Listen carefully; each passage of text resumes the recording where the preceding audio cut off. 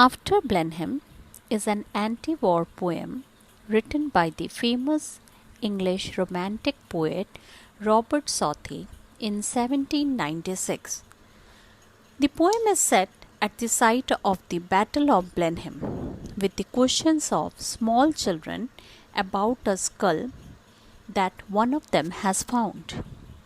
Their grandfather, an old man, tells them of burned homes, civilian casualties, and rotten dead bodies, while repeatedly calling it a famous victory.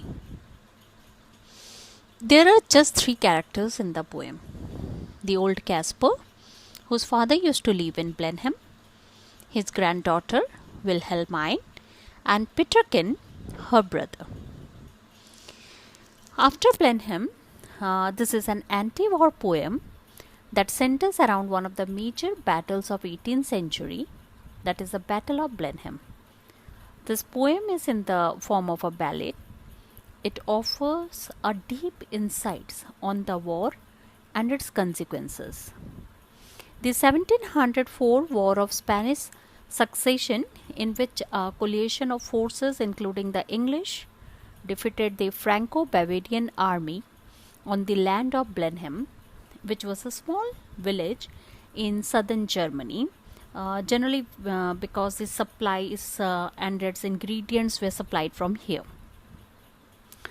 Now the poem is in the form of a conversation between an old farmer, Caspar, and his grandchildren. They are Wilhelmine and Peterkin. The poet gradually reveals the scene of a former battlefield. One of the kids has found something large and round, which his grandfather explains is a skull, one of the many to be found nearby. Similar instances run through the poem to support the main idea that tragedy only follows a war, and how vulnerability is a human life when there is a question of war. This ballad is having 11 equal verses. The poet has followed the rhyming scheme of ABC, BDD in all the stanzas. Southey uses alliteration to promote rhyme and euphony, as for example with wonder waiting eyes. They say it was a shocking sight. So generally we see a lot of use of alliteration. Now let us start the poem stanza wise. After Blenheim. It was a summer evening. Old Caspar's work was done, and he, before his cottage door, was sitting in the sun, and by him, sported on the green, his little grandchildren, Wilhelmine. So the poem begins by picturizing a vivid scene of summer evening. It is the time when most people return from work. In the evening, they generally sit by their doors and take rest. Over here, the poet speaks about an old farmer whose name is Caspar.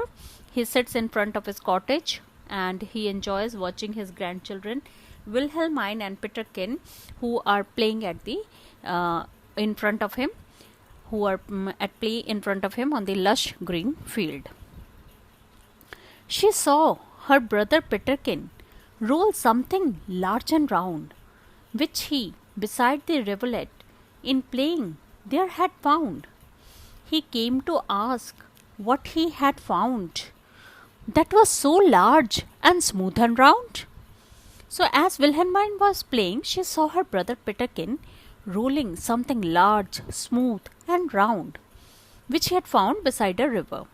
Meanwhile, Caspar was sitting around observing their action. Now, out of curiosity, the children, especially Peterkin, takes that something which he has found to his grandfather, wanting to know what that was. That was so large and smooth and round. Old Caspar took it from the boy, who stood expectant by, and then the old man shook his head, and with a natural sigh, "Ah, it's some poor fellow's skull," said he, "who fell in the great victory." So the elderly Caspar took that round thing from the boy, who had left in the anticipation. After a brief look at it, the old man shook his head with a great sigh.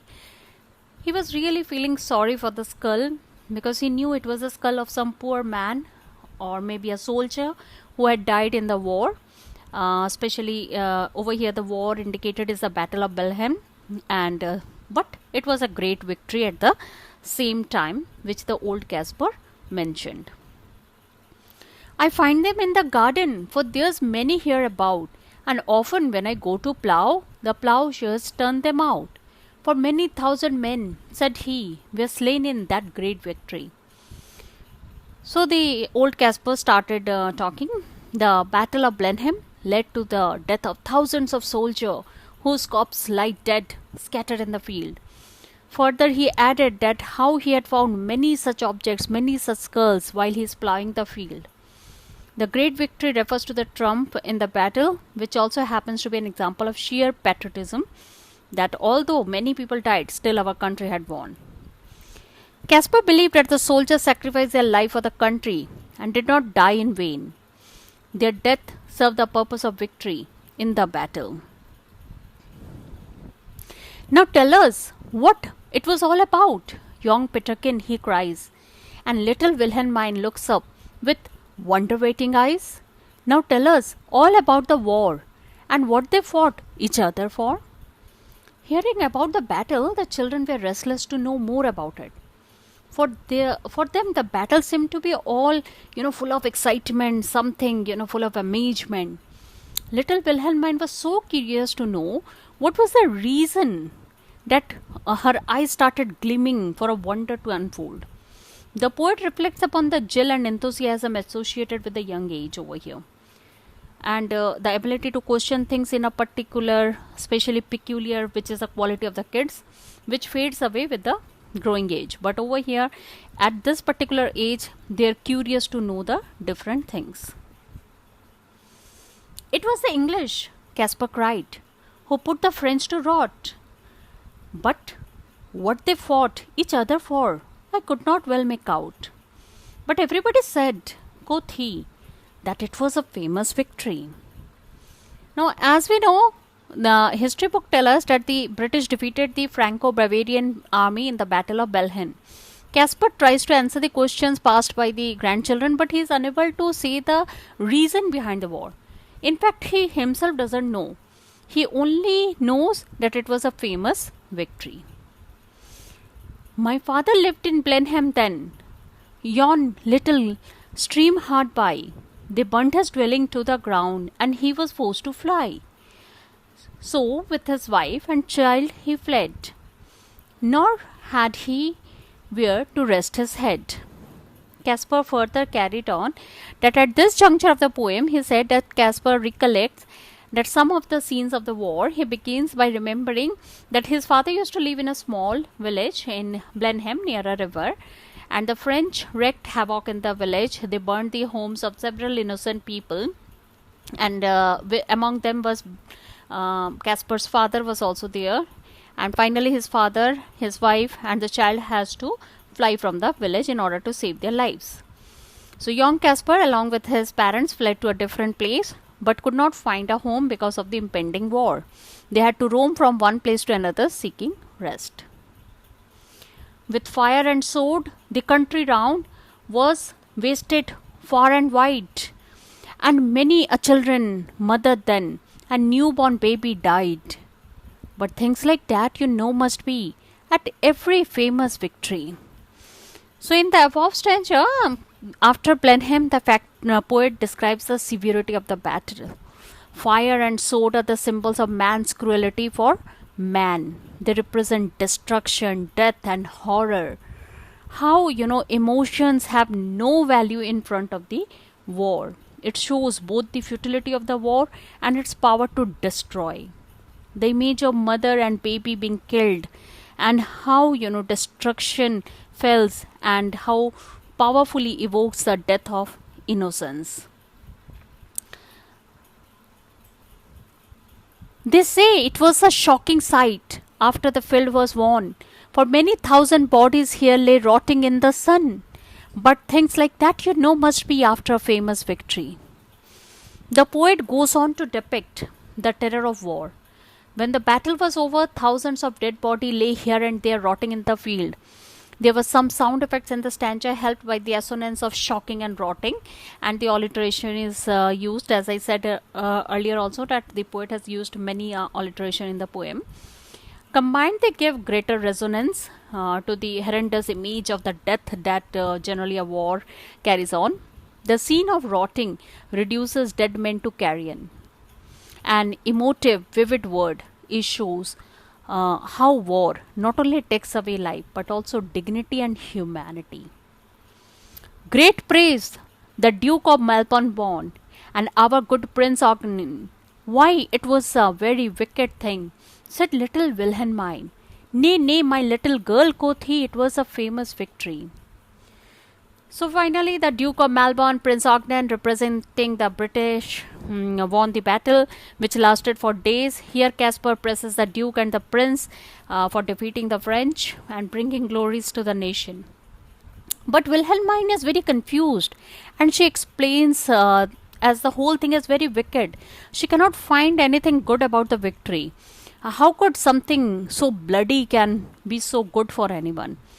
But Caspar quotes, no, it was a famous victory.